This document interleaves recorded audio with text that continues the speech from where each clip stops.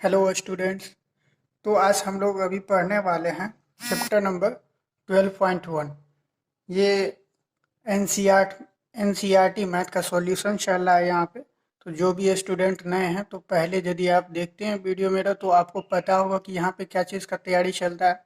और यदि नहीं पता है तो चलिए मैं बता देता हूँ एक बार फिर से कि यहाँ पर आप लोगों को 10th क्लास का एनसीईआरटी मैथ का सॉल्यूशन पूरा का पूरा कराया जाएगा, जो कि अभी 2-3 चैप्टर समाप्त हो चुका है।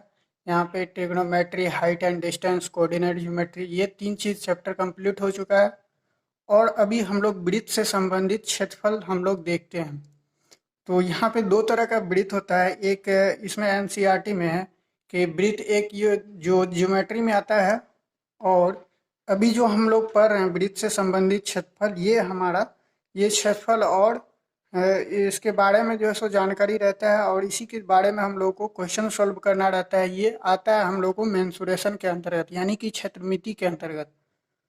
तो चलिए आज हम लोग स्टार्ट करते हैं चैप्टर नंबर 12.1। इससे पहले के वीडियो में हमने इसका थ्योरी पूरे का पूरा बता चुका हूँ, तो आप लोग प्लीज़ उसको जा कर के देखिए, हमारे प्लेलिस्ट में दिया हुआ है। और यदि नहीं है तो इसका लिंक डिस्क्रिप्शन बॉक्स में मैं दे दूंगा, तो आप लोग वहाँ से जा कर के चेक कीजिए, ठीक है। तो चलिए आज का क्वेश्चन हम लोग स्टार्ट करते हैं क्वेश्चन नंबर 1 से, और एक एक करके क्वेश्चन को हम लोग समझेंगे बारी। क्वेश्चन नंबर 1 कह रहा है, दो वृत्तों की त्रिज्याएं क्रमशः 19 सेंटीमीटर और 9 सेंटीमीटर है। उस वृत्त की त्रिज्या ज्ञात कीजिए जिसकी परिधि इन दोनों वृत्तों की परिधियों के योग के बराबर है। तो चलिए हम लोग क्वेश्चन के अनुसार सोल्व करना स्टार्ट करते हैं। यहाँ से क्वेश्चन नंबर हम लोग 1 सोल्व करते हैं। तो यहाँ पे हम लोग को बता रहा है कि दो वृत्त है। ये मान लेते हैं कि ये एक मेरा वृत्त है और ये एक वृत्त है, ठीक है। यहाँ पे एक का त्रिज्या दिया हुआ है 19 सेंटीमीटर और एक का त्रिज्या दिया हुआ है 9 सेंटीमीटर। तो यहाँ ये इसका त्रिज्या 19 सेंटीमीटर है और इसका त्रिज्या 9 सेंटीमीटर है। तो हम लोग को क्या करना है, तो इसमें दो वृत्त जो दिया हुआ है, तो इसको मिला के जो बड़ा वृत्त बनेगा, यानी कि जो तीसरा वृत्त बनेगा, ये बड़ा सा वृत्त जो बनेगा, ये दोनों को मिला करके इसका हम लोगों का क्या निकालना है, परिधि निकालना है। ये जो चारों तरफ का जो ये घेरा होता है, इसी को हम लोग परिधि कहते हैं। परिधि के बारे में इससे पहले वाले वीडियो में, जिसमें कि हम लोग थ्योरी पढ़े थे, उसके बारे में सारा हम लोग डिटेल्स में पढ़े थे कि क्या त्रिज्या क्या होता है, परिधि क्या होता है, फिर व्यास क्या होता है, ये सब हम लोग सारा चीज जान चुके हैं। तो चलिए कोई बात नहीं, यहाँ पे फिर से हम बता देते हैं। इस दोनों का परिधि के योग के बराबर जो वृत्त बना है, इसी वृत्त का हम लोग को क्या निकालना है, परिधि निकालना है। ये बड़ा वाला वृत्त का, यानी कि तीसरा वृत्त का। तो ये पहला वृत्त का 19 सेंटीमीटर दिया हुआ और दूसरा का 9 सेंटीमीटर दिया हुआ है, ठीक है। तो पहले हम इसका परिधि निकालेंगे और फिर इसका परिधि निकालेंगे। तो ये दोनों को जोड़ के जो जितना आएगा, ये उसका परिधि हो जाएगा, ठीक है। तो हम लोग चलिए यहाँ पे लिखते हैं क्वेश्चन में कि पहली वृत्त का त्रिज्या बराबर, त्रिज्या कितना हो जाएगा, 9 सेंटीमीटर मान लेते हैं छोटा वृत्त, और दूसरी वृत्त का त्रिज्या बराबर क्या हो जाएगा, पहले वृत्त और दूसरे वृत्त, ठीक है। पहले वृत्त का त्रिज्या और दूसरे वृत्त का त्रिज्या, दूसरे वृत्त का त्रिज्या क्या दिया हुआ है यहाँ पे 19 सेंटीमीटर, ठीक है।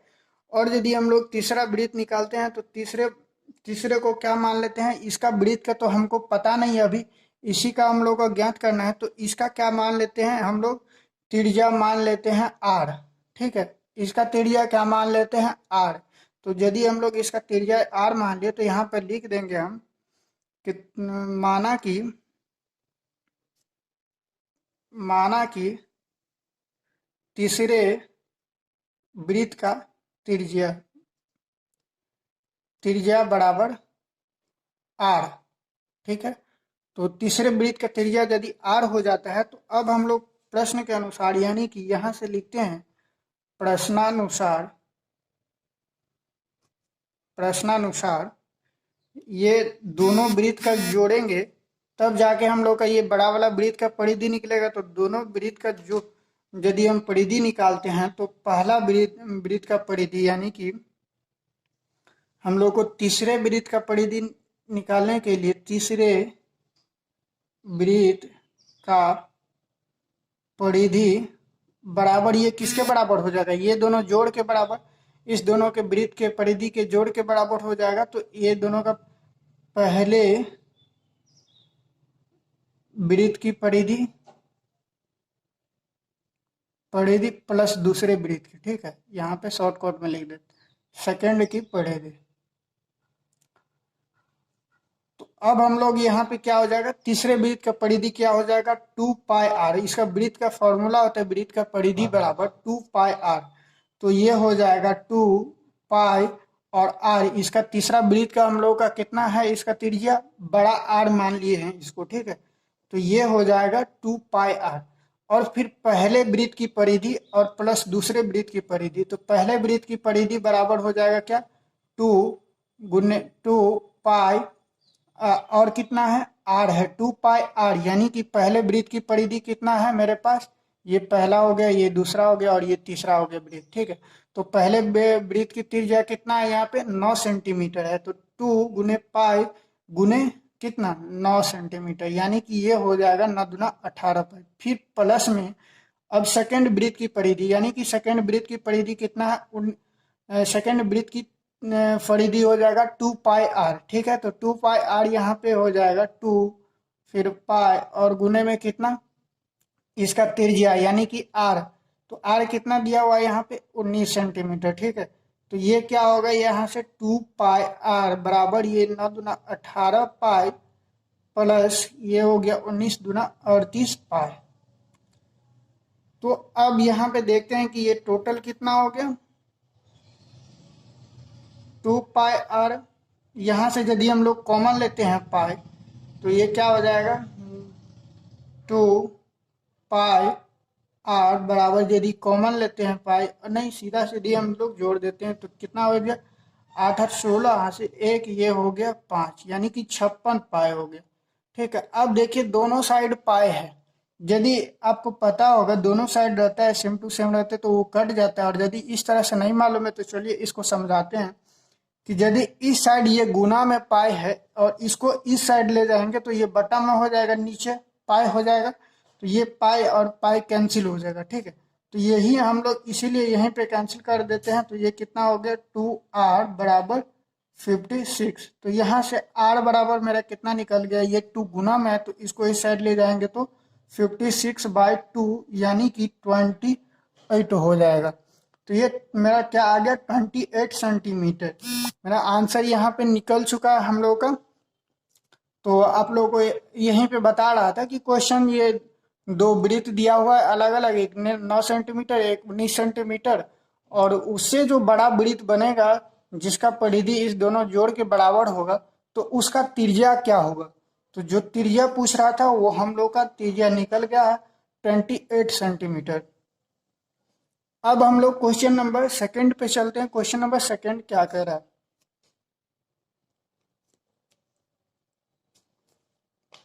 क्वेश्चन नंबर सेकंड कह रहा है दो वृत्त की त्रिज्याएं क्रमशः 8 सेंटीमीटर और 6 सेंटीमीटर है, उस वृत्त की त्रिज्या ज्ञात कीजिए जिसका क्षेत्रफल इन दोनों वृत्तों के क्षेत्रफल के योग के बराबर है। यानी कि लगभग क्वेश्चन सेम टू सेम है दोनों। ये फर्स्ट क्वेश्चन में कह रहा था ये परिधि दोनों वृत्त के परिधि के योग के बराबर होगा, तीसरे वृत्त की परिधि।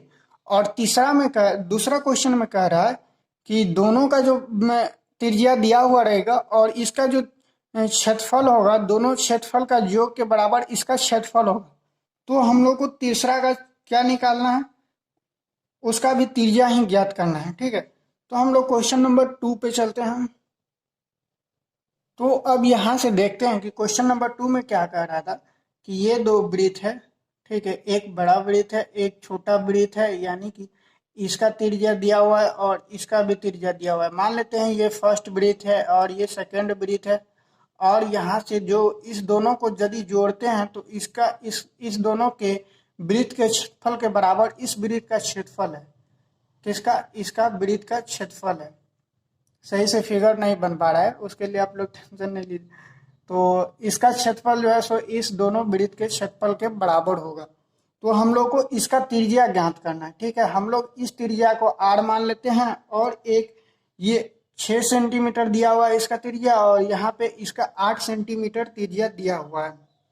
तो अब हम लोग इसको इसका त्रिज्या ज्ञात करना है। तो अब हम लोग को क्या करना पड़ेगा, क्वेश्चन के अनुसार से इस दोनों का वृत्त का क्षेत्रफल निकालेंगे, फिर इस दोनों वृत्त का क्षेत्रफल यदि जोड़ेंगे तो इसके बराबर होगा। तो हम लोग क्या करेंगे, इसके बराबर इस दोनों का क्षेत्रफल हम लोग डाल देंगे, तो हम लोग का r निकल जाएगा, यानी कि तीसरे वृत्त का त्रिज्या निकल जाएगा।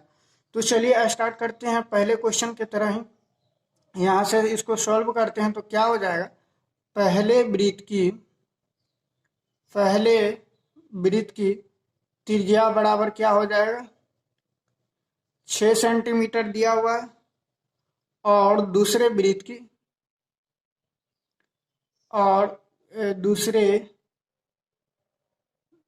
की त्रिज्या बराबर कितना हो जाएगा, ये 8 सेंटीमीटर। ठीक है, तो अब हम लोग क्या करते हैं, माना कि